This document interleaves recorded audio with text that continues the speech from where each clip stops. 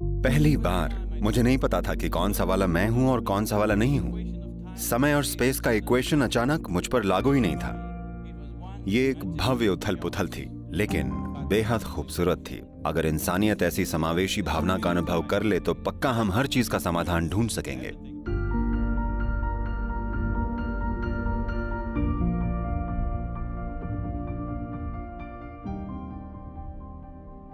मुझे आमतौर पर एक मिस्टिक या दिव्यदर्शी कहा जाता है। तो इसका क्या मतलब हो सकता है? अगर यहां कुछ ऐसा हो जिसे आप नहीं जानते और आप समझ भी नहीं पा रहे हो, तो वह आपके लिए एक रहस्य बन जाता है। और अगर यहां कोई ऐसा हो जो ऐसी कई चीजें जानता और समझता हो जिन्हें कई लोग न जानते हैं न समझ पाते हैं, तो वो व्यक्ति एक मिस्टिक बन जाएगा। एक दिन हुआ ऐसा कि दो गायें इंग्लैंड के मैदानों में चर रही थीं। इंग्लैंड की गायें। एक गाय ने दूसरी से पूछा, ये जो मैड काउ बीमारी चली है, इस पर तुम्हारी क्या राय है? दूसरी गाय बोली, मुझे इससे कोई मतलब नहीं, मैं तो वैसे भी एक हेलीकॉप्टर हूं। एक मिस्टिक होना, एक आत्मज्ञानी होना, बस ऐसा ही है। एक गाय को यह एहसास हो जाए कि वो एक गाय है और वो एक प्रसिद्ध गाय बन जाए। पवित्र गाय है ना? क्या ये इतना सरल है? तो आइए मैं आपको अपनी कहानी सुनाता हूं। ये अहम है और अद्भुत बात है कि टेड पहली बार यहां मैसूर में आयोजित हो रहा है, क्योंकि यहीं मेरा जन्म हुआ था और यहीं मैं बड़ा हुआ। जहां हम अभी हैं, ये जगह वहां से ज्यादा दूर नहीं है।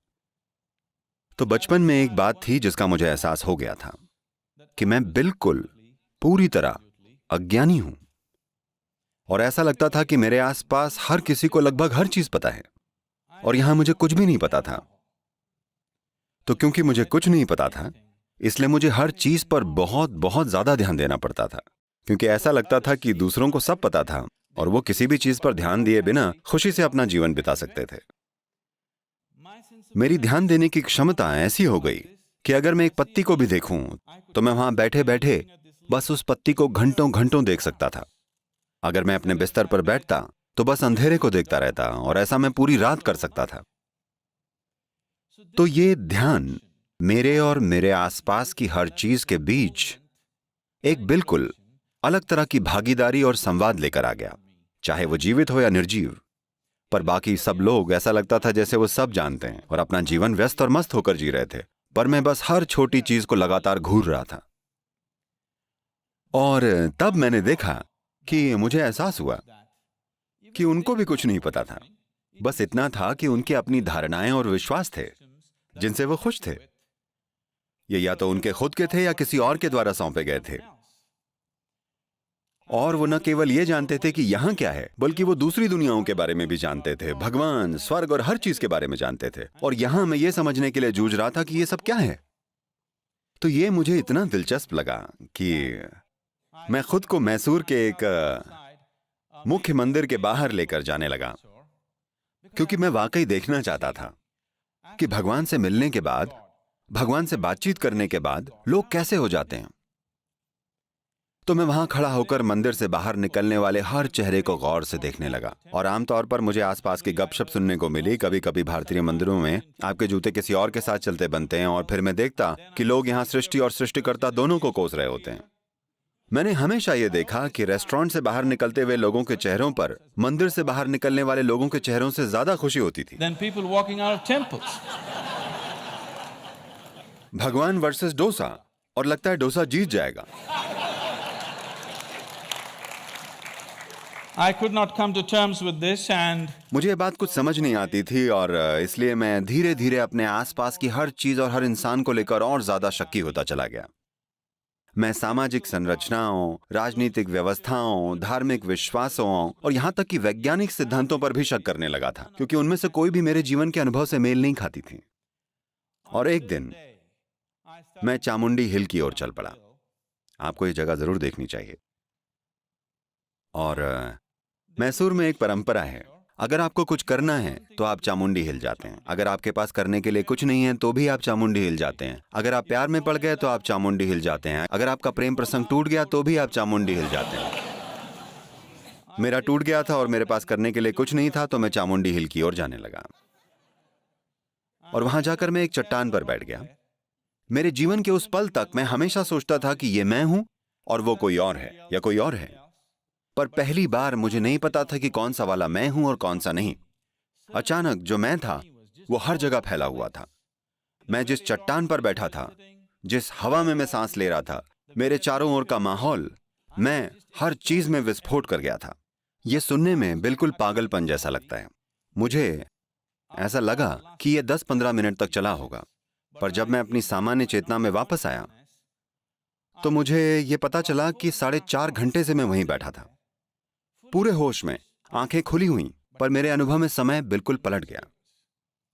बड़े होने के बाद पहली बार मेरे जीवन में मेरी आंखों से आंसू बह रहे थे और मैं बिल्कुल शांत और खुश रहा हूं, ऐसी कोई परेशानी नहीं थी। लेकिन यहां मैं एक बिल्कुल अलग ही तरह के परमानंद में डूबा हुआ था।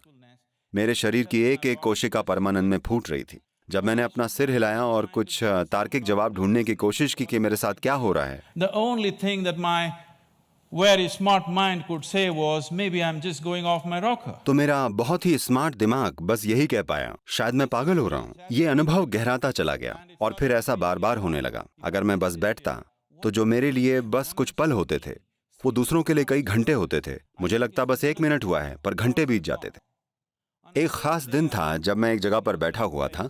मैंने वाकई सोचा कि लगभग 25 से 30 मिनट हुए होंगे, लेकिन जब मैं अपनी सामान्य चेतना में आया तो 13 दिन बीत चुके थे। मैं वहीं का वहीं बैठा था। और भारत ऐसा देश है कि वहां भीड़ इकट्ठा हो गई। मेरे गले में मालाएं थीं, लोग मेरे पैर छूने लगे। कोई जानना चाहता था उनके बिजनेस का क्या होगा, कोई जानना चाहता था उसकी बेटी की शादी कब होगी। वो सारी चीजें जिनसे मुझे नफरत थी वो मेरे आसपास हो रही थीं और मुझे अपने आसपास की भीड़ से बचने के लिए उस जगह से दूर जाना पड़ा। और जैसे जैसे ये अनुभव मेरे अंदर गहराता गया, एक चीज मेरे साथ ये हुई कि हर वो चीज जो मैं मानता था कि मैं हूं, अचानक वो मैं नहीं था। ये हमेशा से मैं था, पर अचानक मैंने पाया कि ये केवल भोजन का एक ढेर है जिसे मैंने खाया है। जो मैंने इकट्ठा किया है वो मेरा हो सकता है, पर कभी मैं नहीं हो सकता। ये सब मेरे मन पर पड़ी छापों का एक बड़ा ढेर था और ये शरीर और मन मैं नहीं था, बल्कि ये मेरे थे। तो मेरे और मेरे शरीर के बीच, मेरे और मेरे मन के बीच एक दूरी पैदा हो गई। इसकी मदद से मेरे अंदर एक और अनुभव पैदा हुआ। अचानक समय और स्थान के इक्वेशन मुझ पर लागू नहीं हो रहे थे। मैं देख पा रहा था कि जो वहां है वो यहां है और जो यहां है वही वहां है। भूत, वर्तमान और भविष्य आपस में मिल गए थे। ये एक भव्य उथल पुथल थी, पर बेहद खूबसूरत थी। तो मेरा शक्की मन इसे समझ नहीं पा रहा था। तो मैंने क्या किया कि एक्सपेरिमेंट करने शुरू कर दिए। ये एक्सपेरिमेंट इतने अजीब थे कि ना बताना बेहतर है और उसके नतीजे तो परियों की कहानियों जैसे हैं जिन पर किसी को विश्वास नहीं होगा। पर एक बात थी जो मैं समझ चुका था, वो ये कि ये ब्रह्मांड मानव पर केंद्रित नहीं है और इंसान अपना अनुभव खुद बनाते हैं। ज्यादातर लोग समझते हैं कि उनका अनुभव उन परिस्थितियों से तय होता है जिनमें वो रह रहे हैं, पर इंसान का हर अनुभव 100% हमारे अंदर हम खुद ही बनाते हैं। और मुझे लगता है आजकल बहुत सारे वैज्ञानिक इससे सहमत हैं। और यह एहसास होने के बाद कि अगर सभी अनुभव हमारे अंदर से आते हैं, अगर आपके अनुभव की जड़ आपके अंदर है, अगर आपके अनुभव का स्थान आपके ही अंदर है, जो कि है, तो आप जीवन का कैसा अनुभव पाना चाहेंगे? मुझे यकीन है कि आप अपने लिए यही चाहेंगे कि यह बहुत सुखद हो, चाहे आप जो भी कर रहे हो। आप अपने पड़ोसी के लिए क्या चाहते हैं इस पर बहस हो सकती है, लेकिन आप अपने लिए यही चाहेंगे कि आप परम आनंद में रहें। जैसे ही मुझे एहसास हुआ कि मेरे अनुभव की जड़ें मेरे ही अंदर हैं, तो मैं चीजों को घूरने के बजाय आंखें बंद करके बैठने लगा। यह मेरे जीवन में एक आयामी परिवर्तन था, घूरने से लेकर आंखें बंद करके बैठने की तरफ। मैं इस ह्यूमन सिस्टम से इतना प्रभावित हुआ कि मैं अपनी आंखें खोलना ही नहीं चाहता था। कई दिनों तक मैं बस आंखें बंद करके इसकी हर चीज को देखना चाहता था। और मुझे एक चीज एहसास हुई, वो ये कि अगर मैं एक रोटी का एक टुकड़ा लूं और उसे सिस्टम में डालूं, तो रोटी का यह टुकड़ा कुछ ही घंटों में मेरा शरीर बन जाता है और फिर मैं इसे मैं के रूप में अनुभव करता हूं। ये अद्भुत प्रक्रिया, जैसे जैसे मैं इसके प्रति ज्यादा से ज्यादा जागरूक होता गया, मैंने देखा कि सृष्टि का स्रोत, इस शरीर को बनाने वाला, इसका निर्माण करता इसके अंदर ही है। जब मैंने ये देख लिया, तब मैं ये देख सकता था कि मैं अपने दिमाग को 24 घंटों में बिल्कुल नया रूप दे सकता हूं। Changing myself beyond social upbringing, family situations. मैं खुद को सामाजिक परवरिश, पारिवारिक परिस्थितियों, यहाँ तक कि अपने अंदर के जेनेटिक गुणों के भी परे ले जा सकता हूँ। मैं देख रहा था कि मैं अपनी हर चीज बदल सकता हूँ और 24 घंटों में मैं एक बिल्कुल अलग व्यक्ति बन सकता हूँ। अगले 24 घंटों में फिर से एक अलग व्यक्ति हो सकता हूँ। मैं एक सचेत स्किज़ोफ्रेनिक की तरह था जो अलग अलग चीजें आजमा रहा था। एक दिन की बात है, मैंने फील्ड हॉकी के एक खेल में मेरे बाएं टखने फ्रैक्चर कर लिए और मैं एक जगह जाकर बैठ गया। मुझे बहुत ज्यादा दर्द हो रहा था और तब तक मैं दमे का एक पुराना रोगी बन चुका था और मुझे अस्थमा का बहुत गंभीर दौरा पड़ा और वो दर्द और साथ में सांस न ले पाने में बहुत परेशानी हो रही थी। उस समय मुझे लगा कि अगर इस शरीर को बनाने वाला इसके अंदर है, तो ऐसा क्यों है कि मैं इसे अंदर से ठीक नहीं कर सकता। और मैं एक दृढ़ संकल्प के साथ बैठ गया, अगर ये सच है तो ये अपने आप ठीक हो जाना चाहिए, नहीं तो मैं बिल्कुल गलत मार्ग पर हूं।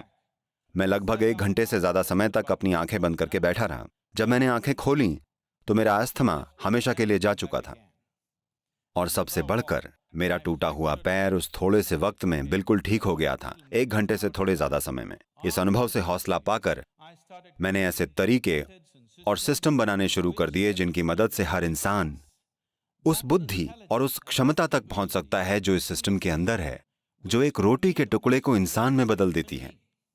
This intelligence and this ये बुद्धि और इंसानी सिस्टम की ये क्षमता जो केवल विचार प्रक्रिया तक सीमित नहीं है, ये हर इंसान में मौजूद है, पर दुर्भाग्य से इसका इस्तेमाल नहीं हो पाता। और मैं ऐसे सिस्टम बनाने लगा जिसका लोग आज इस्तेमाल कर सकें। भीतरी खुशहाली की इन तकनीकों और तरीकों की मदद से आप अपने भीतरी आयाम को मनचाहा रूप दे सकें। लाखों लोग आज इसका इस्तेमाल कर रहे हैं और इसके लाभ का आनंद ले रहे हैं। पर इसका महत्वपूर्ण पहलू यह है कि इतने ऊंचे स्तर की बुद्धि और क्षमता शरीर के हर मिलीमीटर में, शरीर के हर बिंदु में मौजूद है, न कि सिर्फ विचार प्रक्रिया में। मानव समाजों ने इसका इस्तेमाल बिल्कुल भी नहीं किया है। ऐसा करने के तरीके हैं और जब मैं इस प्रक्रिया से गुजरा तो मैंने देखा वो कौन सी चीज है जो तय करती है कि क्या मैं हूं और क्या मैं नहीं हूं। मैं रोटी का एक टुकड़ा लेकर उसे खुद में बदलने में सक्षम हूं। अगर मैं इस शरीर को देखता हूं तो मुझे ये बस इस धरती का उधार लिया हुआ एक टुकड़ा लगता है, पर ये और वो अलग क्यों है? तब मैंने पाया कि सिर्फ अनुभूतियों या सेंसेशंस के दायरे से यह तय होता है कि क्या मैं हूं और क्या मैं नहीं हूं। यहां सेंसेशन है तो ये मैं हूं, और वहां मुझे सेंसेशन महसूस नहीं हो रहा तो वो मैं नहीं हूं। जब मैंने ये देखा, मैंने अपने अंदर सेंसेशन के दायरे को बहुत बहुत करीब से देखा। ये मेरे जीवन का वो दौर था जब ज्यादातर समय मैं अपनी आंखें बंद करके ही रहता था। मैंने महसूस किया कि सेंसेशन के दायरों को खींचा या बढ़ाया जा सकता है, या जितना ये अभी है उससे भी छोटा किया जा सकता है। यह संभव है कि आप यहां बैठे रहें और कुछ भी महसूस ना करें जो अभी यहां हो रहा है। कुछ हद तक ये नींद में होता है, या आप यहां बैठकर इस पूरे हॉल तक अपने सेंसेशन के दायरे को बढ़ा सकते हैं, और जो कुछ भी आपकी सेंसेशन के दायरे के अंदर होता है आप हमेशा उसे खुद के रूप में अनुभव करेंगे। यहां एक ग्लास पानी है और ये मैं नहीं हूं, ये बिल्कुल साफ है, लेकिन अगर आप इसे पी लें तो आपने इसे अपनी सेंसेशन के दायरे में शामिल कर लिया और अब ये आप में बदल गया। तो अगर आप अपने सेंसेशन के दायरे को बाहर फेंक कर और विस्तार दे दें तो आप यहां बैठकर इस हॉल के हर इंसान को खुद के रूप में महसूस कर सकते हैं। आप इसे और आगे बढ़ाकर पूरे ब्रह्मांड का इस तरह से अनुभव कर सकते हैं जैसे आप अपने शरीर का अनुभव करते हैं। ये समावेश की भावना अगर ये आप में आ जाए, अगर ये मेरे अंदर आ गई, तो अचानक मुझे एहसास हुआ कि प्यार में रहना कोई सिखाई जाने वाली चीज नहीं है। करुणा में होना कोई आइडिया नहीं है। दूसरे की भावना को समझना कोई गहरा सिद्धांत नहीं है। इंसान को ऐसा ही बनाया गया है। अगर वो सीमित चीजों से जो कि वो नहीं है अपनी पहचान जोड़कर अपनी चेतना को सीमित न कर दे, तो अगर आप ऐसी चीजों से अपनी पहचान न जोड़ें जिन्हें आपने समय के साथ इकट्ठा किया है, जिसमें आपका शरीर और मन भी शामिल है, तो हर इंसान इसमें सक्षम है। अगर बाहरी परिस्थितियों की बात हो तो हम सब अलग अलग सामर्थ्य रखते हैं, पर भीतरी परिस्थितियों के मामले में हम सभी की काबिलियत समान है। जब भीतरी दुनिया की बात आती है तो कोई भी इंसान किसी दूसरे से ज्यादा काबिल नहीं होता। सिर्फ बाहरी परिस्थितियों में ही हम सभी की काबिलियत अलग अलग होती है।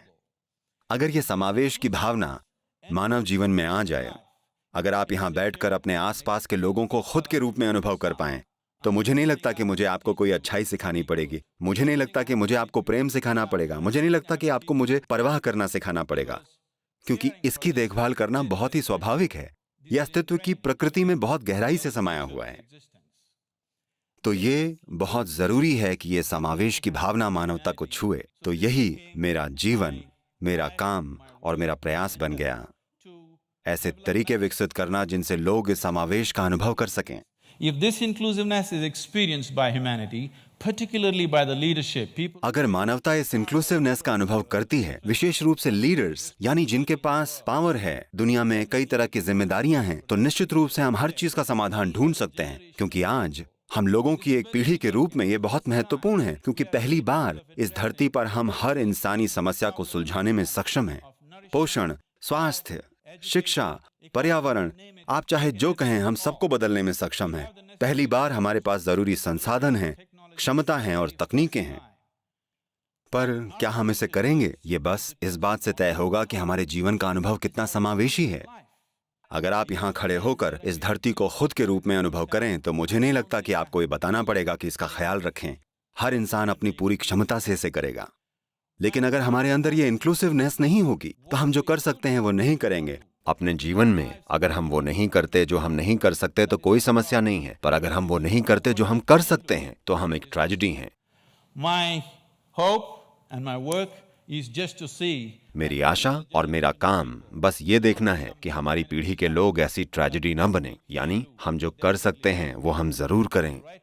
और इस वक्त हम जो कर सकते हैं वो 100 साल पहले की क्षमताओं की तुलना में बहुत जबरदस्त रूप से अलग है, बहुत जबरदस्त रूप से अलग। पर जिस चीज की कमी है वो है एक समावेशी चेतना, जीवन का एक समावेशी अनुभव।